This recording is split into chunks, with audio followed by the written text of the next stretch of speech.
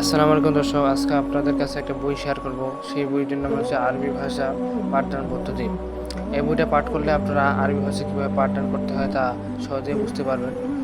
এবং এই বইটা লিখছেন শফিউল্লাহ সাহেব, এবং এই বইটার দাম 200 টাকা।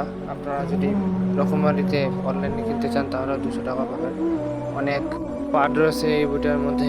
আপনারা দেখতে পাচ্ছেন যে অনেক পাঠ কীভাবে আরবি ভাষা পাঠদান করতে হয় সেগুলোর পাঠ ভাগ ভাগ করে রয়েছে। আপনাদের পড়ার সুবিধার্থে পাঠ ভাগ ভাগ করা রয়েছে, এবং এই বইটা পড়লে আপনাদের অনেক ফায়দা হবে।